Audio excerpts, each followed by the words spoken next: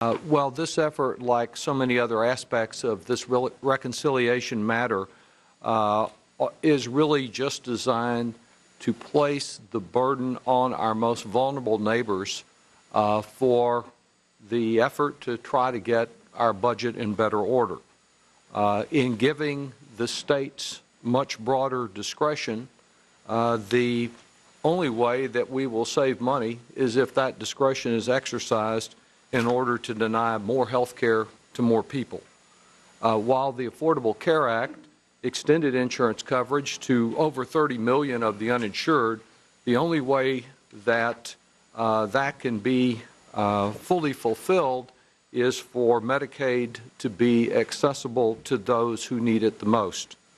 Denying coverage to those in Medicaid or setting up various and sundry phony restrictions such as frequent renewal of coverage to hope that some poor people will be unable to access the coverage just means that fewer children will get vaccinations, that fewer pregnant women will get the prenatal care that they need, that fewer seniors will be able to access quality nursing home care or other types of long-term care.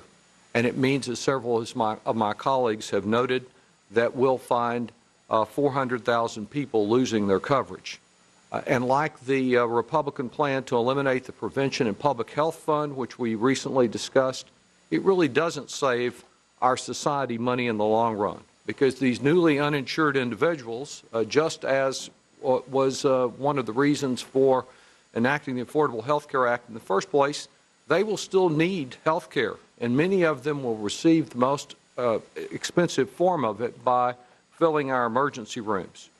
Just like the chairman's plan to block grant Medicaid, and we'll be hearing more about block grants with a motion that I'll offer later in the afternoon. They're really block and cut grants, but just like the plan to block grant Medicaid, this proposal is done under the guise of giving the states more authority over Medicaid programs.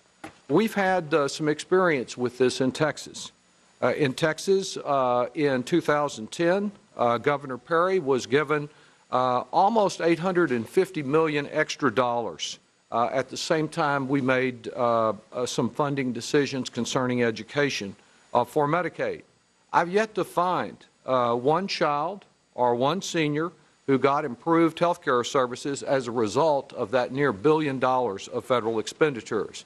In fact, Texas, within a few days of receiving this $850 billion, even though it was near the bottom of the states in its reimbursement to physicians, it took the near $1 billion from the federal government and then proceeded to cut those payments further, using the money to plug unrelated budget holes.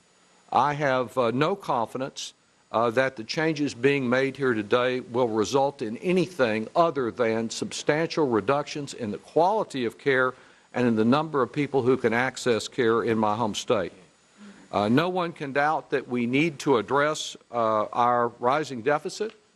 We have a way, as the gentleman from Kentucky was just noting, to ask not just Ms. Lopez, who is a senior trying to access long-term health care, but Mr. Exxon to contribute a little in this effort to find a fair and responsible budget.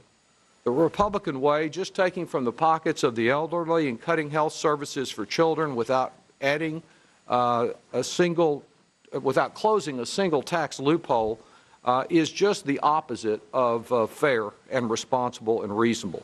So I support the gentlewoman's motion and hope that it can be adopted to add a tad of equity in what is a very inequitable reconciliation measure.